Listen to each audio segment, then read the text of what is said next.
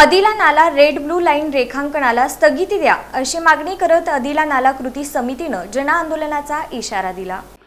सोलापूर महानगरपालिकेकडून आपत्ती व्यवस्थापन कायद्याअंतर्गत प्रस्तावित करण्यात आलेल्या अदिला नाल्याच्या रेड लाईन आणि ब्ल्यू लाईन रेखांकनाला तीव्र विरोध दर्शवण्यात आला आहे। या रेखांकनामुळे शेळगी ते बसवेश्वर नगर परिसरातील सुमारे 1200 एकर जमीन, 200 गट, 750 बांधकामे तसंच हजारो प्लॉटधारक आणि घरमालक बाधित होणार असल्यानं प्रस्तावित रेखांकन प्रक्रिया तातडीनं स्थगित करावी, अन्यथा पुढील 15 दिवसात व्यापक जनआंदोलन छेडण्याचा इशारा अदिला नाला कृती समितीनं पत्रकार परिषदेत दिला। महानगरपालिकेनं रेड ब्ल्यू लाईन रेखांकनाऐवजी प्रथम अदिला नाल्याची संपूर्ण सफाई, खोलीकरण आणि रुंदीकरण करणं गरजेचं आहे। ज्या ठिकाणी अनधिकृत भराव, बेकायदेशीर पूल अथवा अतिक्रमणामुळे नाल्याचा प्रवाह रोखला गेला आहे तेथील अडथळे हटवून नाल्याची मूळ वाट पूर्ववत करावी। सन 2025 मध्ये हिप्परगा तलावातील अतिरिक्त पाण्याचा विसर्ग झाल्यानंतर नाल्यालगतच्या काही भागात पाणी साचल्याचा संदर्भ देत समितीनं प्रशासनावर दुर्लक्षाचा आरोप केला। पाटबंधारे विभागानं पूर्वसूचना देऊनही नालेसफाई आणि उपाययोजना न केल्यानं ही परिस्थिती निर्माण झाल्याचा आरोप करण्यात आला। रेड ब्ल्यू लाईन रेखांकन लागू झाल्यास विकसित निवासी भाग, मंजूर लेआउट, अपार्टमेंट प्रकल्प, प्लॉटिंग स्कीम आणि सुरू असलेल्या बांधकामांवर निर्बंध येतील। त्यामुळे सामान्य नागरिक, शेतकरी, बिल्डर आणि गुंतवणूकदारांचं मोठं आर्थिक नुकसान होईल अशी भूमिका समितीनं मांडली।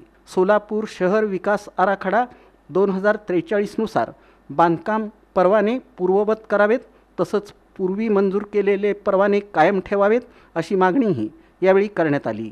खासदार, आमदार तसंच सुमारे 50 नगरसेवकांचा पाठिंबा असल्याचा दावा समितीनं केला असून आंदोलनाची दिशा आणि तारीख लवकरच जाहीर केली जाणार असल्याचं सांगण्यात आलं।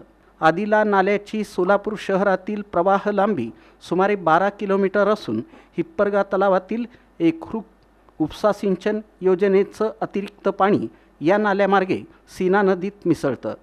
हा हंगामी नाला असून त्यामध्ये बारमाही पाणी वाहत नाही। 2025 मध्ये हिप्परगा तलाव पूर्ण भरल्यानंतर अतिरिक्त पाण्याचा विसर्ग झाला, मात्र नाल्यातील अतिक्रमणे, बेकायदेशीर पूल, भराव तसंच कमी झालेली खोली आणि रुंदी यामुळं पाणी नाल्याबाहेर पसरलं। प्रत्यक्ष सर्वेक्षणात अनेक ठिकाणी नाल्याचं पात्र मूळ नकाशापेक्षा अरुंद आणि उथळ झाल्याचं दिसून आलं। तरीही या घटनेत कोणतीही जीवितहानी, पशुहानी किंवा मालमत्तेचं नुकसान झालं नाही। असं असताना प्रशासनानं याला पूरस्थितीचं स्वरूप देत आपत्ती व्यवस्थापन कायद्याअंतर्गत रेड ब्ल्यू लाईन रेखांकन प्रक्रिया सुरू केल्याचा आरोप कृती समितीनं केला। विकसित भागात रिस्ट्रिक्टेड झोन लागू झाल्यास हजारो नागरिक, प्लॉटधारक आणि बांधकाम प्रकल्प अडचणीत येतील। त्यामुळं प्रथम नाल्याची सफाई, अतिक्रमण हटवणं, पात्र 6 मीटर रुंद आणि 5 मीटर खोल करणं तसंच संरक्षक भिंत उभारणं आवश्यक आहे। त्यानंतर किमान 2 वर्षे पावसाळी परिस्थितीचं सर्वेक्षण करूनच पुढील निर्णय घ्यावा अशी मागणी करण्यात आली।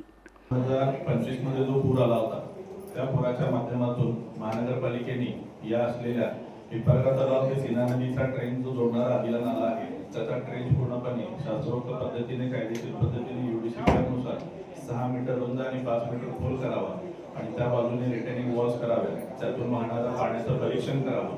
होणाऱ्या परीक्षणानंतर जर पाणी आलं तर त्यावर नवी अभ्यास समिती बसवून त्यावर रेड लाईन आणि ब्लू लाईन मार्किंगचे इम्प्लिमेंटेशन करावं ही मुख्य मागणी आज आम्ही ठेवलेली आहे।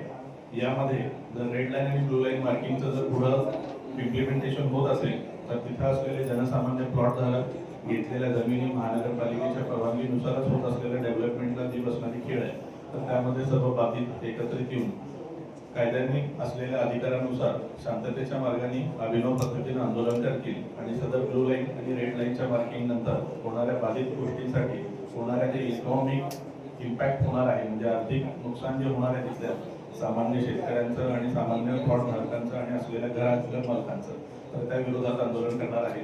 आणि यामध्ये महानगरपालिका आणि इतर प्रशासनाने या होणाऱ्या इकॉनॉमिक लॉसेस आणि होणाऱ्या इम्पॅक्ट अनालिसिसमध्ये जे काही गरीब त्या बाबतीत देखील सहानुभूतीपूर्वक सरकार आणि शासन म्हणून पूर्णपणे विचार करूनच या बाबतीत इम्प्लिमेंटेशन करावे।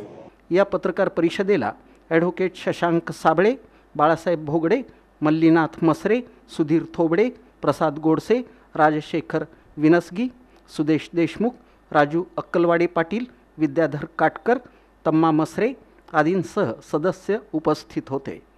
रेड ब्ल्यू लाईन प्रक्रियेला स्थगिती द्यावी, नाला 6 मीटर रुंद 5 मीटर खोल करण्याची मागणी, अतिक्रमण हटवून नाल्याचा प्रवाह पूर्ववत करणं, पूर्वीचे बांधकाम परवाने कायम ठेवा, रेखांकनाऐवजी नालेसफाई खोलीकरण आणि रुंदीकरण करा, निर्णय मागे न घेतल्यास मोठ्या जनआंदोलनाचा इशारा अशा मागण्या मांडण्यात आल्या।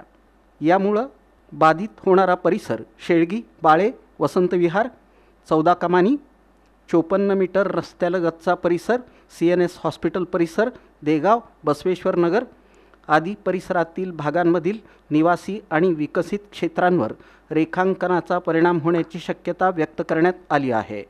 रेड ब्ल्यू लाईनमुळं 1200 एकर जमीन बाधित होण्याची शक्यता आहे।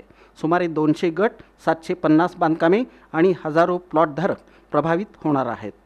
प्रशासनानं परवाने बंद केल्याचा समितीचा आरोप आहे।